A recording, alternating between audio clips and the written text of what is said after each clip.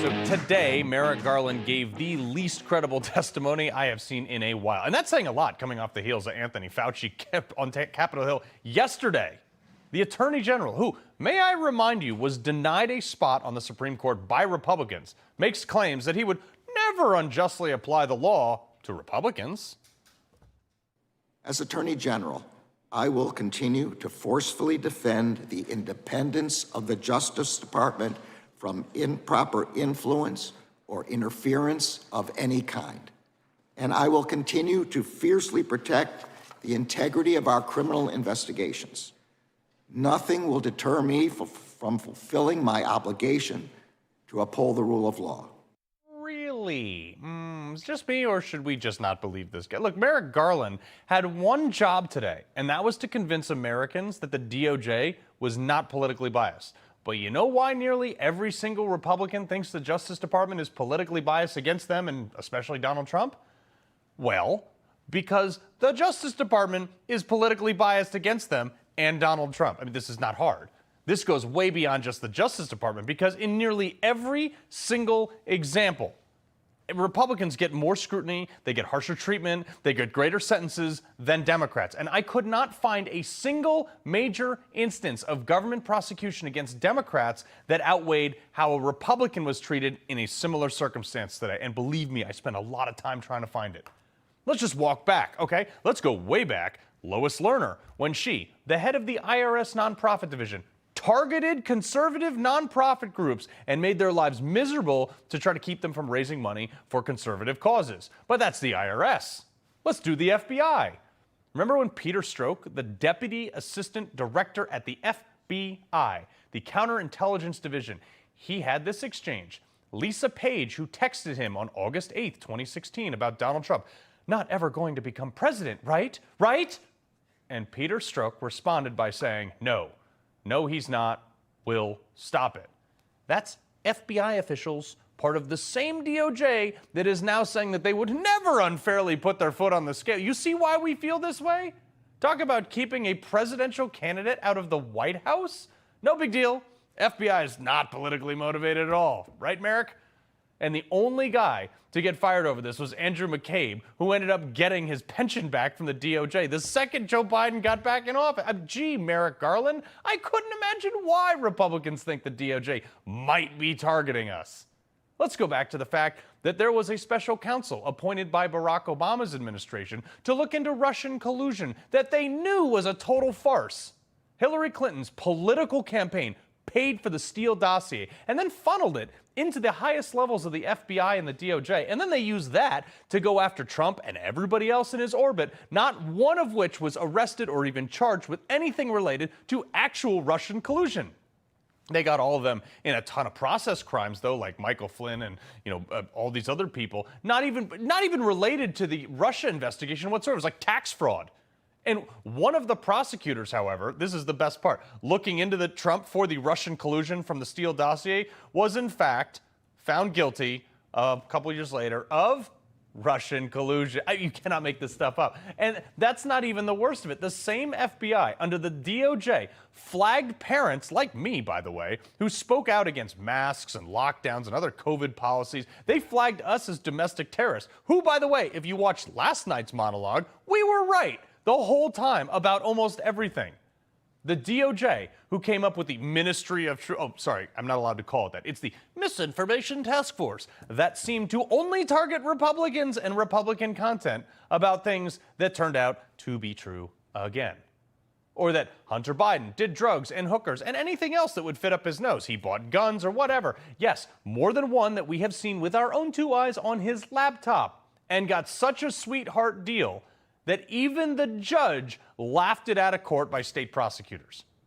And the level of scrutiny this DOJ has applied to January 6ers, many of whom were led into the Capitol peaceably, by the way, versus Antifa, BLM, and anyone else who's burned down courthouses, stormed Capitol tunnels, shut down businesses at state houses, threatened Supreme Court justices, who not only almost got no jail time whatsoever, they were actually, many of them, bailed out by a group that Kamala Harris, the vice president at the time, the candidate for vice president at the time, that she raised money for. Now, No reason Republicans would think the justice system is corrupt. I mean, seriously. And now, in this hearing today, there were even more examples of how blatantly obvious the bias is. And the Attorney General names Jack Smith special counsel 3 days after President Trump announces he's running for president. 4 months earlier, before Jack Smith is named as special counsel, the Biden Justice Department, under Attorney General Garland, approved a raid on President Trump's home, something we've never witnessed in this great country. This action broke every norm in our justice system. Don't take my word for it. Former assistant director in charge of the Washington field office of the FBI, Stephen D'Antuono, said this in his deposition to our committee. 4 standard processes were not followed.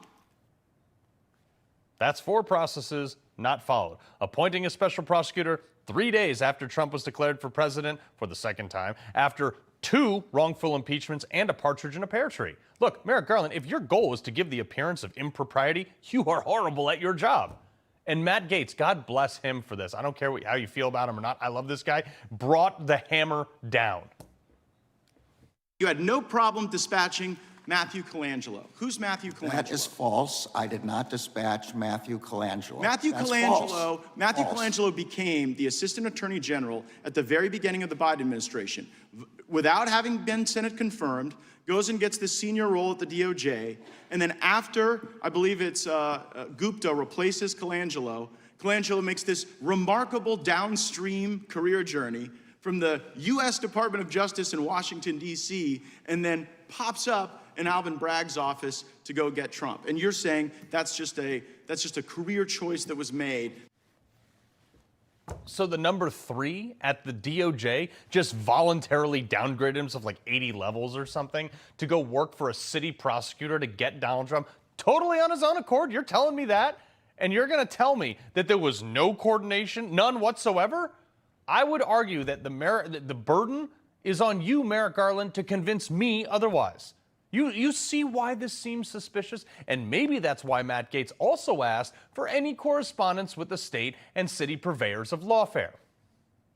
Attorney General, you've told us that it's a dangerous conspiracy theory to allege that the Department of Justice is communicating with these state and local prosecutions against Trump. You can clear it all up for us right now. Will the Department of Justice provide to the committee all documents, all correspondence between the department and Alvin Bragg's office and Fonnie Willis's office and Letitia James's office? The offices you're referring to are independent offices of state. I get that. I get that. The question is whether or not you will provide all of your documents and correspondence. That's the question. That's the question. You see how Merrick Garland will do anything to, just not to give up that correspondence. Changing the subject, try to deflect. But speaking of correspondence, Garland's main reason for being on Capitol Hill today had to do with defending why he chose, against subpoena by the way, to not release the audio recording of the Robert Hur transcripts during the classified documents investigation into Joe Biden. And this is all he could come up with. Releasing the audio would chill cooperation with the department in future investigations, and it could influence witnesses' answers if they thought the audio of their law enforcement interviews would be broadcast to Congress and the public. What BS? I mean, can someone inform, I don't know, the top law enforcement officer in America that Congress's job is oversight to his branch as well? Look, this guy can sit there and tell me that justice is blind or that there's no bias whatsoever, but when I watch a violent protester throw a Molotov cocktail at a cop car and only get 15 months in jail in 2022, but I can watch a grandmother pray at an abortion clinic and get sentenced to 24 months just last week, don't tell me there's equal justice in this country. It's your job as a serving the public, Merrick Garland, to reassure we the people, me, because you work for me, you work for everybody else who watches this show. It's your job to assure us that things are on the up and up. And if today was your attempt, you failed.